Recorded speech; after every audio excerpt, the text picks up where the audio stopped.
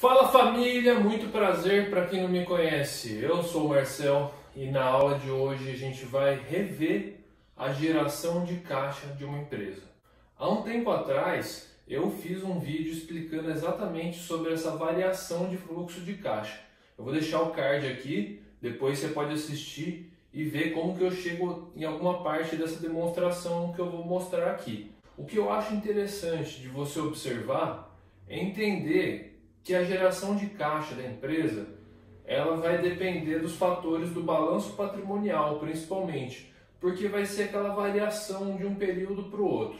Lógico que a gente vai mostrar aqui como fazer Lógico que a gente vai mostrar aqui como fazer o método indireto, que a gente vai partir diretamente do lucro líquido da empresa. Mas é interessante a gente verificar como encontrar essa variação através da variação do balanço patrimonial. Então, partindo do ponto de que a gente sabe que o ativo total da empresa é igual ao passivo total, a gente pode desdobrar em ativo circulante, ativo não circulante, passivo circulante, passivo não circulante, patrimônio líquido.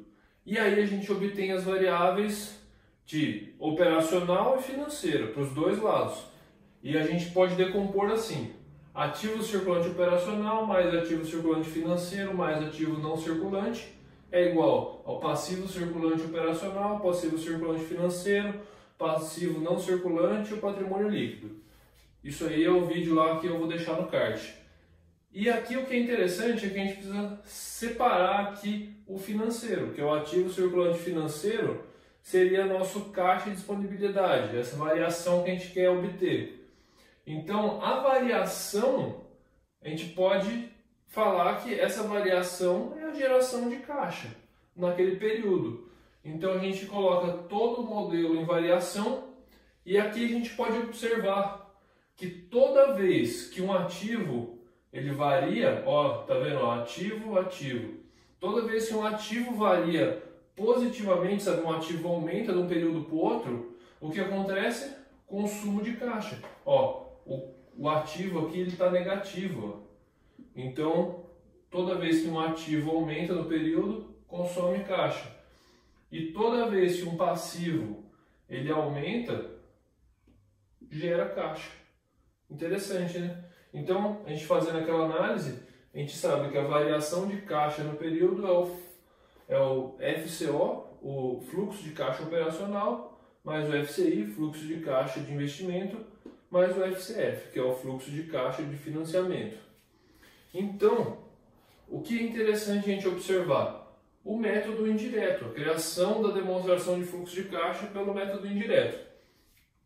Nesse ponto, você deve estar perguntando: nossa, mas ele estava explicando sobre NIG agora, investimento do capital de giro, por que ele está falando sobre demonstração de fluxo de caixa? Exatamente esse que é o ponto que a gente tem que chegar no final desse vídeo, que é encontrar qual é a relação da necessidade de investimento e o que ele gera operacional. Então, a gente vai fazer isso através do método indireto. Lembra lá, tem o lucro líquido, certo? A gente vai partir sempre dele. O lucro líquido é, se a gente terminasse tudo ali que tivesse que fazer, provavelmente geraria aquilo. Se acontecesse tudo o que tivesse acontecido na empresa, geraria o lucro líquido lá. Então a gente vai pegar o lucro líquido e o que a gente vai somar? Aqueles efeitos não caixa. Somar ou subtrair, né? Vai depender ali do que está acontecendo naquele ano em específico. Mas geralmente você vai somar aqui o efeito não caixa. Por exemplo, a depreciação entraria aqui, somando o lucro líquido. E aqui entra a variação dos ativos passivos operacionais. E ó, que interessante, aqui é a relação que a gente quer chegar. A gente vai ter que somar a variação do efeito não caixa ao lucro líquido e somar a variação dos ativos e passivos operacionais. O ativo circulante operacional negativo e o passivo circulante operacional positivo. O que é isso? É exatamente a NIG ao contrário.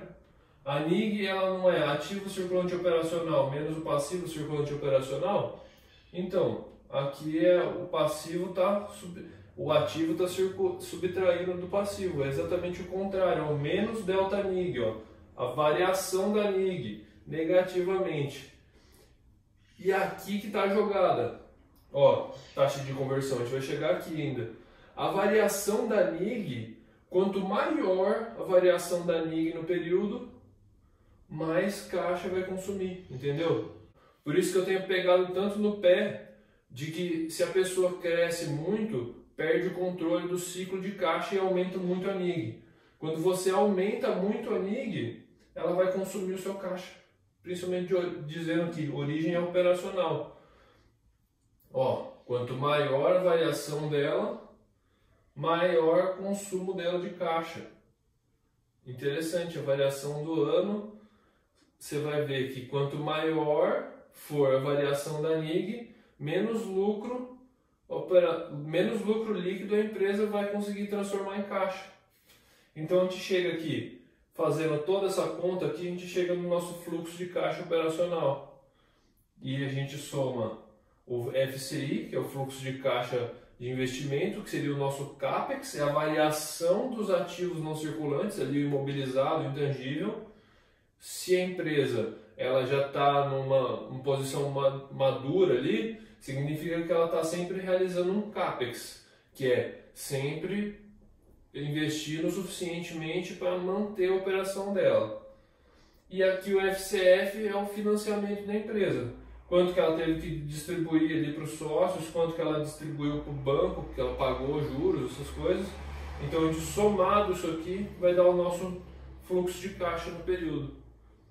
E aí que vem a grande sacada de comparação, que é a próxima aula, que é a geração do caixa. Quanto que é efetividade de geração do caixa está ligado com a NIG, que é o que converte o lucro líquido em caixa é a variação da NIG, a variação da necessidade de investimento em giro. Quanto maior for positivamente a necessidade de capital de giro, menor vai ser a conversão de lucro líquido no período em caixa. Então, a taxa de conversão, que é essa aqui, é você comparar o seu fluxo de caixa operacional com o seu EBITDA.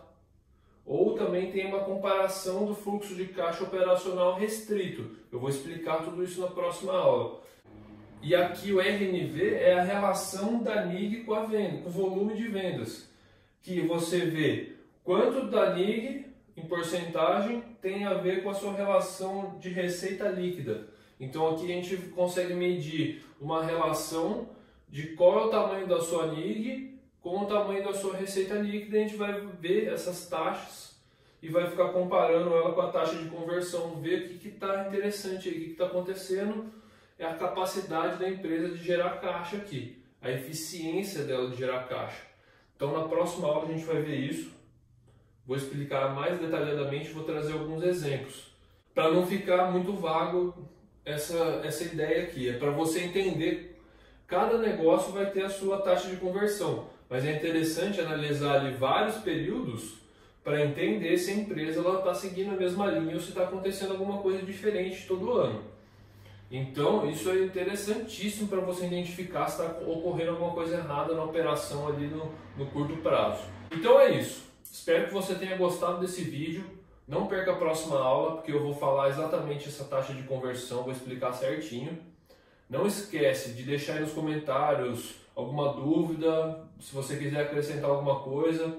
Lembra de deixar o like nesse vídeo, seguir o nosso canal, ativar as notificações. Segue também nosso Instagram, tem muita coisa legal que eu posto lá que bate com as coisas que eu mostro aqui na aula.